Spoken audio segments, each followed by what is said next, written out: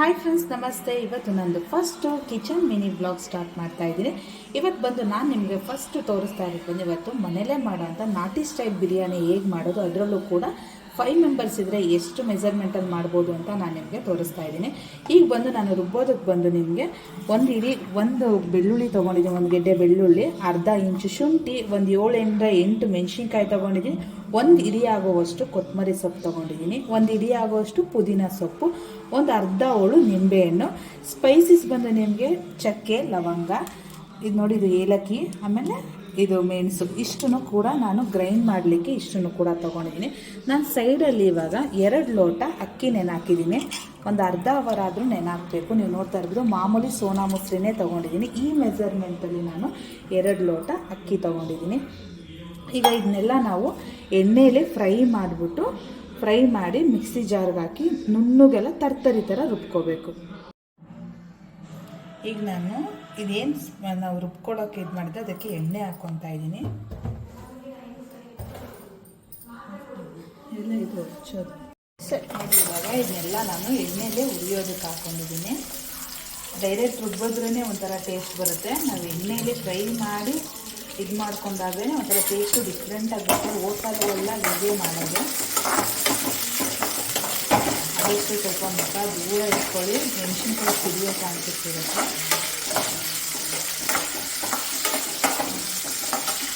ಈಗ ನೋಡಿ ಕೊತ್ತಂಬರಿ ಸೊಪ್ಪು ಹಾಕ್ತಾಯಿದ್ದೀನಿ, ಆಮೇಲೆ ಪುದೀನ ಸೊಪ್ಪು ಕೂಡ ಹಾಕ್ತಾಯಿದ್ದೀನಿ. ಇದರಲ್ಲಿ ಯಾವುದೇ ರೀತಿ ಪೌಡರ್ಸ್ ಆ್ಯಡ್ ಮಾಡೋದು ಬೇಕಾಗಿರಲ್ಲ, ತುಂಬ ಚೆನ್ನಾಗಿದೆ ಹೀಗೆ ಮಾಡಿದರೆ. 5 minutes later. ನೋಡಿ ಇಷ್ಟು ಫ್ರೈ ಆದರೆ ಸಾಕು. ಇದನ್ನು ಇವಾಗ ಡೈರೆಕ್ಟು ಜಾರ್ ಒಳಗೆ ಹಾಕ್ಕೊಂಡು ಮಿಕ್ಸಿ ಮಾಡ್ಕೊಳ್ಳಿ. ತರ್ತರಿಯಾಗಿ ಮಾಡ್ಕೊಳ್ಳಿ, ತೀರಾ ನುಣುಗು ಕೂಡ ಮಾಡಿಕೊಂಡ್ರೆ ಚೆನ್ನಾಗಿರಲ್ಲ. ಸೊ ಬನ್ನಿ ನಮ್ಮ ಅಪ್ಪ ಏನು ಮಾಡ್ತಾ ಇದ್ದಾರೆ ಅಂತ ನೋಡೋಣ.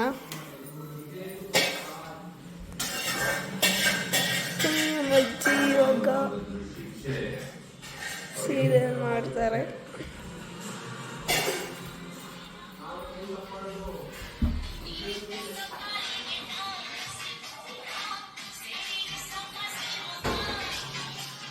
ಅಪ್ಪ ಯಾವಾಗಲೂ ರೂಮಲ್ಲೇ ಇದ್ಬಿಟ್ಟು ಫೋನ್ ನೋಡ್ತಾ ಇರ್ತಾರೆ ನೋಡ್ರಿ.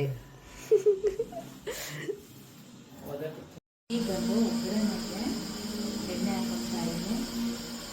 ಒಂದು 3 ಸ್ಪೂನ್ ಆಗುವಷ್ಟು ಎಣ್ಣೆ ಹಾಕ್ತಾ ಇದ್ದೀನಿ. ನೋಡ್ತಾ ಇರ್ಬೋದು.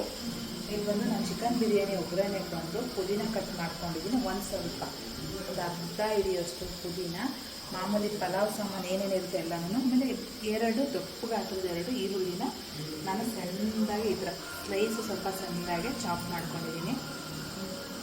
ಈಗ ಚೆನ್ನಾಗಿ ಎಣ್ಣೆ ಕಾಯಬೇಕು. ಎಣ್ಣೆ ಕಾಯ್ದ ತಕ್ಷಣ ಪುದೀನ ಹಾಕ್ಕೊತಾ ಇದ್ದೀನಿ. ಒಳ್ಳೆ ಫ್ಲೇವರ್ ಕೊಡುತ್ತೆ ಪುದೀನ. ನೆಕ್ಸ್ಟ್ ಏನಿರುತ್ತಲ್ಲ ಪಲಾವ್ ಇಂಗ್ರೀಡಿಯೆಂಟ್ಸ್ ಏನಿರುತ್ತಲ್ಲ ಇದನ್ನು ಹಾಕೋತಾ ಇದ್ದೀನಿ.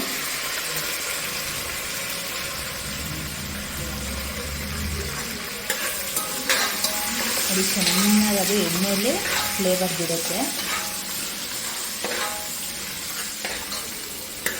ಈಗ ನೆಕ್ಸ್ಟು ಈರುಳ್ಳಿ ಹಾಕೋತಾ ಇದ್ದೀನಿ. ಸ್ವಲ್ಪ ಈ ಥರ ಮಾಡಿ ಈರುಳ್ಳಿ ಹಾಕ್ಕೊಳ್ಳಿ, ಚೆನ್ನಾಗಿರುತ್ತೆ ಮಾತ್ರ.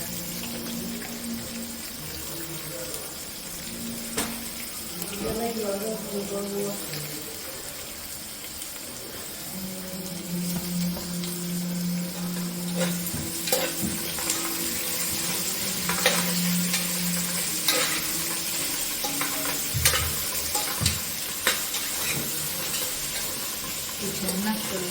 ಗೋಲ್ಡನ್ ಕಲರ್ ಬರೋ ತನಕ ಫ್ರೈ ಮಾಡಿ.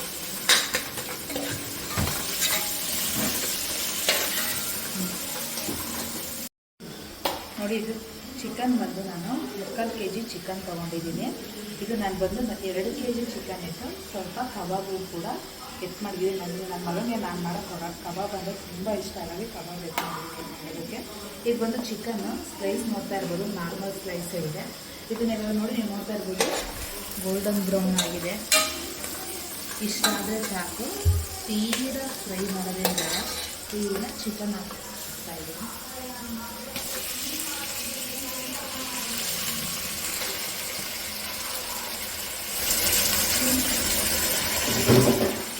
ಸ್ವಲ್ಪ ನೀರು ಬಿಡೋದಂತೆ ಡೈರೆಕ್ಟ್ ಮಸಾಲೆ ಹಾಕಲ್ಲ, ಸ್ವಲ್ಪ ಹೊತ್ತು ಚಿಕನ್ನ ಬಾಡಿಸ್ತೀನಿ.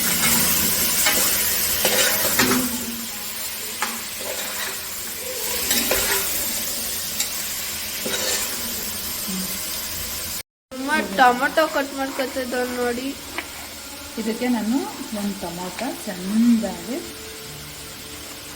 ಚಾಪ್ ಮಾಡ್ತಾಯಿದ್ದೀನಿ. ಒಂದು ಸಾಕು ಟೊಮೊಟೊ, ತೀರಾ ಹಾಕಿದ್ರೂ ಒಂಥರ ಟೊಮೊಟೊ ಬಾತ್ ಥರ ಆಗಿಬಿಡುತ್ತೆ, ಅದಕ್ಕೆ ಒಂದು ಟೊಮೊಟೊ ಹಾಕ್ತಾಯಿದ್ದೀನಿ.